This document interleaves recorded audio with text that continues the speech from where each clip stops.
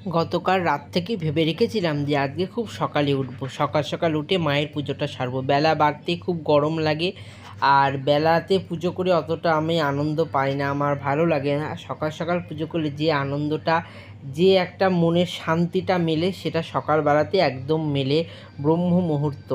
আর তার জন্য দেখো সকাল 6টার সময় ঘুম থেকে আজকে উঠে পড়েছি। আর আজকে তো রাধা অষ্টমী, সকলকে রাধা অষ্টমীর শুভেচ্ছা।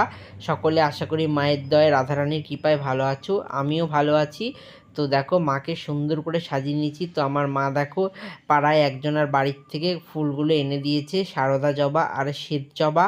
আর ওই সাদা সাদা ফুলগুলো আমি জানি না কী ফুল, মায়ের দেখো মাথায় গুজে দিয়েছি, খুব সুন্দর লাগছে। তোমরা যদি ফুলগুলোর নাম জানো অবশ্যই কমেন্ট করে জানিও।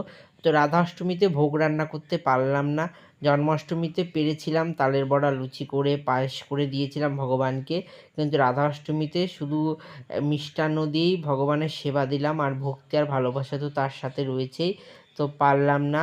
আর দেখো রাধা অষ্টমীর ব্রতকথা আমি পাঠ করছি।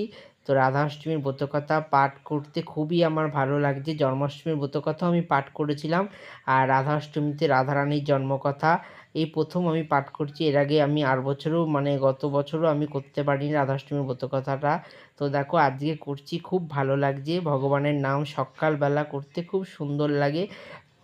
আর তোমরা কে কে কীভাবে পুজো করলে অবশ্যই কমেন্ট করে জানিও। তো দেখো আমি এখন রাধাষ্টমীর ব্রতকথাটা পাঠ করছি।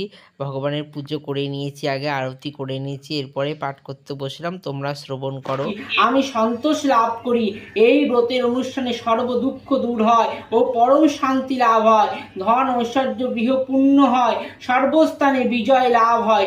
ভক্তের কাছে এই ব্রতের কথা বললে সমস্ত অমঙ্গল দূর হয়, কিন্তু ভণ্ড পাষণ্ড ভক্তি নাস্তিকের কাছে প্রকাশ করলে অমঙ্গল হয়। শ্রীকৃষ্ণের কাছে এই কথা শুনে নারদ মর্তে এই ব্রত প্রচার করলেন আর নিজেই এই ব্রত পালন করলেন। তো যেটুকু পারলাম তোমাদেরকে শোনাতে পারলাম, অনেকটা বড় তো, তা পুরোটা দিলে ভিডিওটা অনেকটা বড় হয়ে যেত, তার জন্য অল্প একটুই তোমাদের শোনালাম। তো দেখো এরপরে ভগবানকে আমি খাইয়ে দিচ্ছি, রাধারানীকে আর গোবিন্দকে।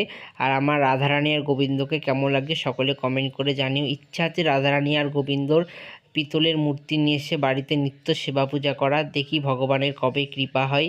নিশ্চয়ই ভগবানের দয়া থাকলে ঠিক ভগবান মূর্তি রূপে আমার কাছে আসবে।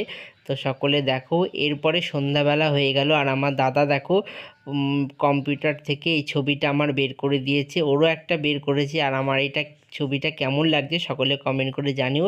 সকলে ভালো থেকো, সুস্থ থেকো, পরের ভিডিও আবার পরে দেখা হবে। জয় মা, জয় রাধারানীর জয়।